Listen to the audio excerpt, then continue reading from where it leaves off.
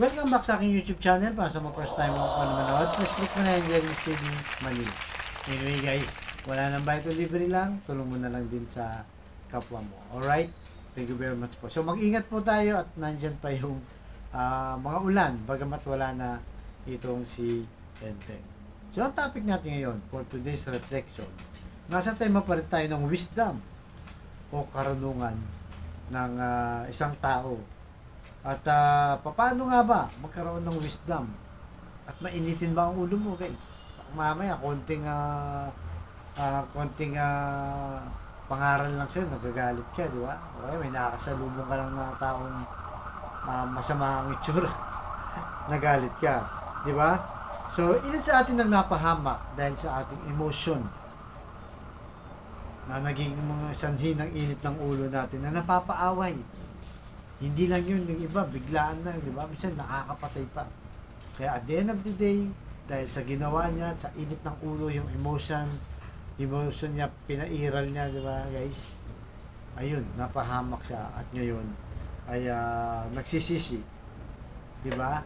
Dahil unang-una, kung halimbawa nakapatay ka, dahil sa sobrang init ng ulo mo, hindi mo na inisip yung ginawa mo, kulong ka ngayon, at ang apektado ay ang buong pamilya mo. Kaya ang sabi sa Kawikaan, chapter 29, verse 11, ang taong hangal ay hindi makapagpigil sa kanyang galit. Ngunit, ang taong marunong ay nakapagpipigil ng kanyang sarili. Okay, guys, di ba? Napakalinaw. Kaya lagi po tayong mahinahon sa ating buhay. Di ba? Pero hindi pa sabihin yan, guys, di ba? Hindi ka na pwedeng magalit.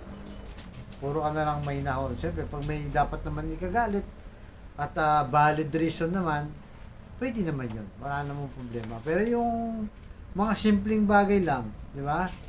At nagalit ka, napunta sa pakikipag-away, yun ang pinakamasama. Yung pinahayaan natin yung ating sarili na madala ng ating emotion. Di ba? Hindi ka muna nag-iisip. Kasi yung mga taong marurunong, nag-iisip muna. Pag ginawa ko ba ito, ano kaya mangyayari sa akin? Di ba? Halimbawa, kung gagamit ba ako ng drugs, anong mangyayari sa akin? Mawawala ka sa sarili mo, di ba? Magkakaproblema ang pamilya mo, o baka mahuli ka ng pulis, o pwede ka bang mapatay. So, sa Facebook naman, laganap to guys. Diba? Marami tayong buzzer. Kahit ako may buzzer, lahat tayo may buzzer. Kung hindi mo pipigilan ang sarili mo, talagang papatulan mo. At iba, di ba? Pangit lang ang magiging resulta. At pag nagmura ka bigla, di ba? Napaaway ka rin. So, lahat yan problema. Kahit sa kalsada, lalo na dito sa Metro Manila. Kailangan cool ka lang kasi marami dito nag-aaway sa kalsada. Alam mo, kinat ka ng isang kotse, di ba? Ngayon, ang gagawin mo kung siyempre, parang naano ka, di ba? Pairalin mo yung emotion mo. Gagalit ka, mumurahin mo yan. Hindi mo alam, may dala palang baril yan. Binaril ka. Di ba? May nangyari na ganyan, guys. So, nawalan pa yung mga mahal mo sa buhay. Di ba? Kaya mapagpigil ka, mahinahon ka sa lahat ng gagawin mo, lalo na kung alam mo merong hindi magandang resulta. So, kabaligtaran naman yan ng mga taong hangal daw na hindi nag-iisip. Di ba? Kung may napadaan lang, inaway. Di ba? Pinagalitan ka lang ng parents mo, inaway mo na yung mga kapatid mo. Di ba? So, marami kang nakakaaway dahil nga madali ka lang uminit ng ulo mo, pinapairal mo yung emotion mo, hindi mo kayang pigilan ng iyong sarili. Kaya mag-iisip muna tayo, magdalawang isip ka muna. Guys, baka mapahamak ka lang. Ngayon, kung talaga parang mainit ng ulo mo, hindi mo na kaya, ang gagawin mo, pwede magdasal ka. O kaya huminga ka muna na malalim, guys. Para mawala yung init ng ulo mo. Kasi minsan yung utak natin, diretso, di ba? Kapag galit ka, sigurado ang desisyon mo ay sablay. Kahit sa mag-asawa, di ba? Pag nag-away yung mag-asawa, kung ano-ano sinasabi, minumuna, binawalang hiya, hindi na respeto, di ba? Hanggang sa mag-away na kayo ng mag-asawa. lilipas mga ilang araw, di pa kayo nag-uusap, hanggang sa maghiwalay na kayo, sinong kawawa? Ang mga bata.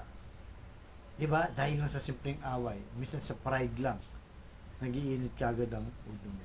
So, yan po ang hingin natin dasal na sana sa araw-araw nating buhay, pairalin natin yung kahinahunan, yung pagpipigil sa sarili, lalo na sa mga bagay na minsan nakakainis na, di ba?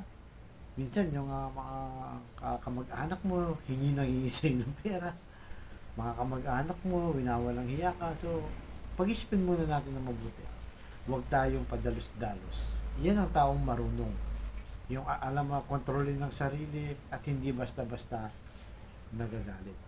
Kaya sa kapatid nating nanonood sa aking vlog na may matinding karamdaman, problema sa pamilya at problema rin sa pinansya. Sabay mo ako sa napakasimpleng dasal na kung ikay maniwala at magtiwala sa ating Panginoon Jesus. Ano mang iyong kahilingan sa kanyang pangalan, ay tsak yun.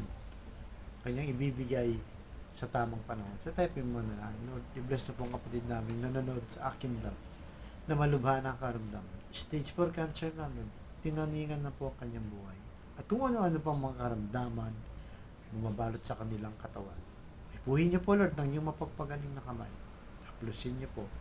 Tanggalin niyo po ang kanyang karamdaman. Alam naman namin, Lord, na walang imposible sa iyo kung iyong loloobin. Yakapin niyo po na mahigpit para sa kanyang pamilya at ibalik ang kalakasan. At ganon din po sa pamilyang nagkakagulo, nagkaaway-away dahil hindi mapigilan, Lord, ang sarili.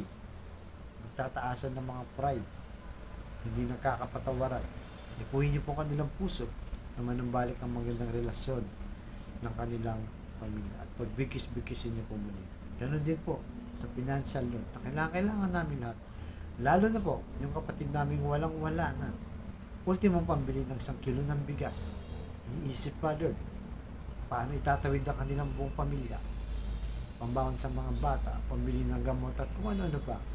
I-bless niyo po, Lord, ang aming hanap buhay para may provide namin ang pangangailangan ng aming pamilya. So, patawarin niyo po kami sa aming kahinaan at kasalanan. Ang lahat ng ito hinihiling namin sa matamis na pangalan ng ating Panginoon Jesus. Amen. To God all be the glory. Sa ngalan ng Ama ng Anak ng Jesus Santo. Thank you very much po.